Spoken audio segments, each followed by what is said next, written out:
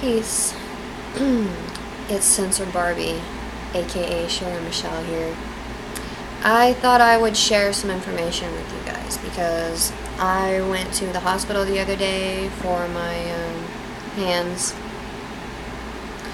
They're much better now. And they wanted to give me Naproxen, which I found was funny because first she goes, "Here, we're giving you something for pain." I see Naproxen, she thinks I'm stupid apparently, and I go, "That's not for pain, that's for inflammation and it doesn't work." She goes, "Oh, well, this is what the doctor wants to give you." I'm like, "He wants to give me some useless thing that's not going to help me, it's going to hurt me." She goes, "Well, this is what the doctor wants to give you," because that's what they know how to do, just repeat what they were told. So that's what she kept saying.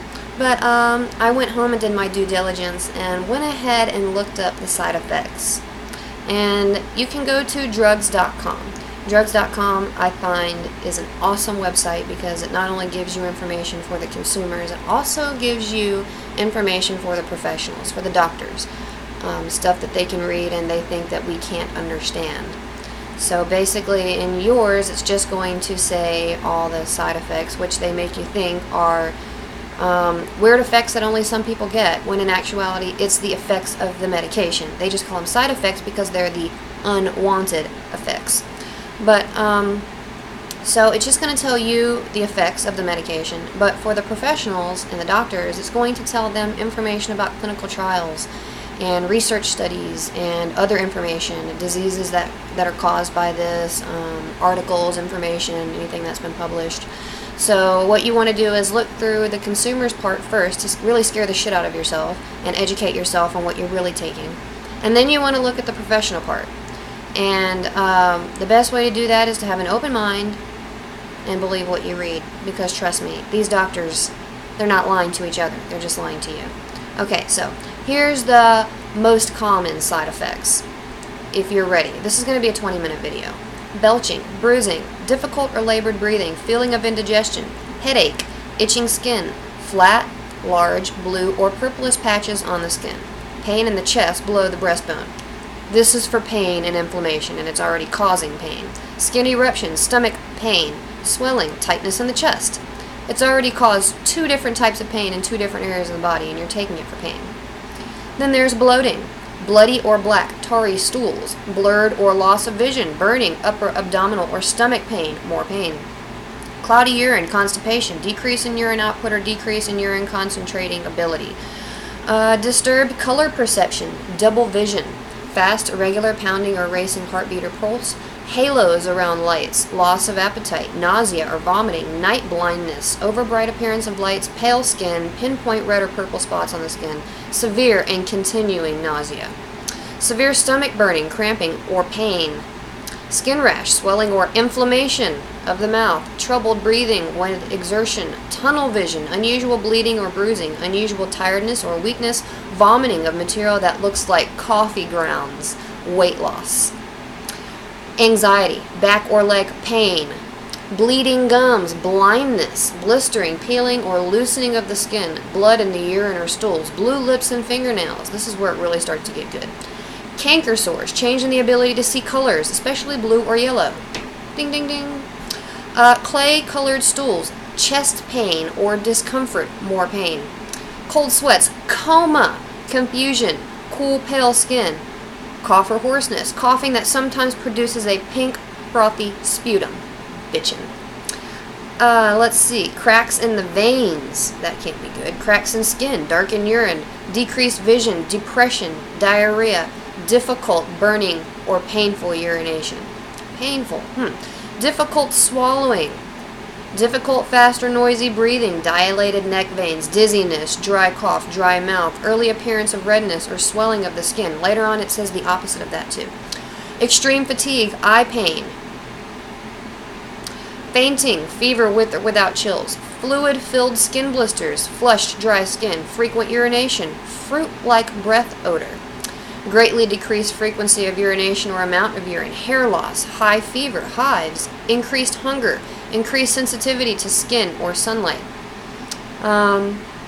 increased sweating, increased thirst, increased urination, increased volume of pale, dilute urine, irregular breathing, joint or muscle pain, Large hive-like swellings on the face, eyelids, lip, tongue, throat, hands, legs, feet, or sex organs. Yippity-doo-dah-day.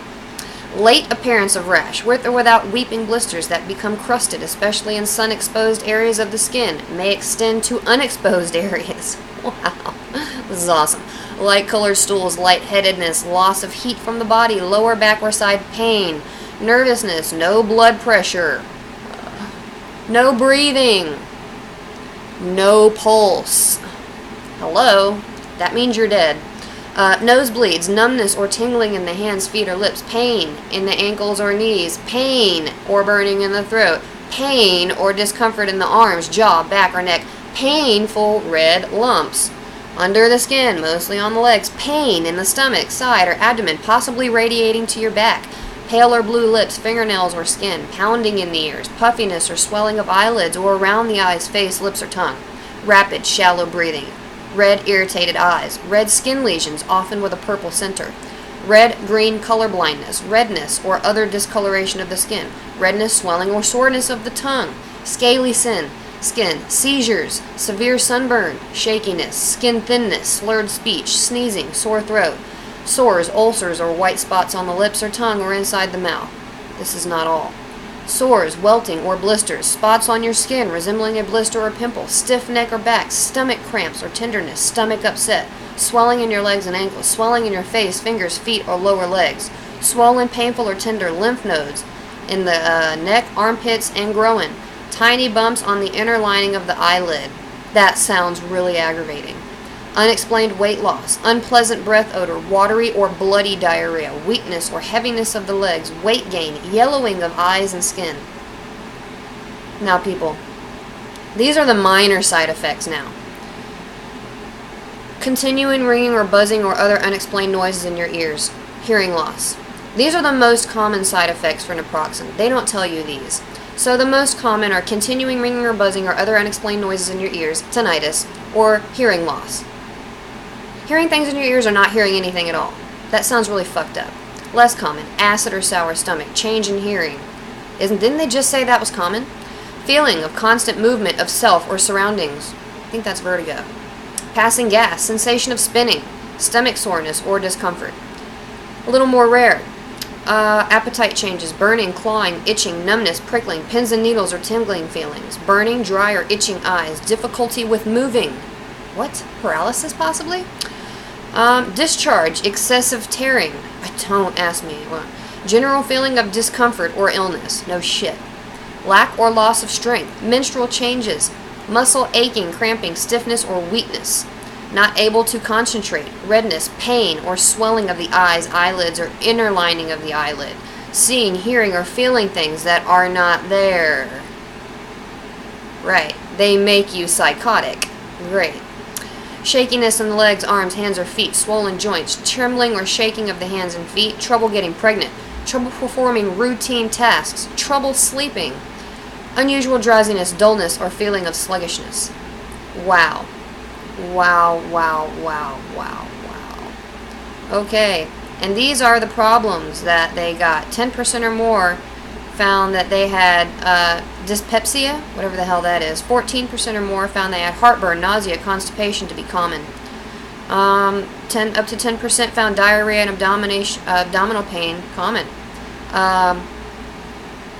People also reported pancreatitis, flatulence, gastritis, vomiting, dysphagia, stomatitis, abdomen enlarged, eructation, GI hemorrhage, rectal hemorrhage, mouth ulcers, stomach ulcers, cardiospasms, colitis, esophagitis, gastroenteritis, GI disorders, rectal disorders, tooth disorders, melanoesophageal or ulcer, hematemesis, non-peptic GI ulceration, ulcerative stomatitis, something else I can't say, inflammation, bleeding, ulceration, pulveration, obstruction, exacerbation of inflammatory bowel disease. I mean, this goes on and on and on and on and on. Cognitive dysfunction, poor concentration, convulsion, stroke, migraines, neuralgia, neuritis, amnesia, paralysis, nephritis,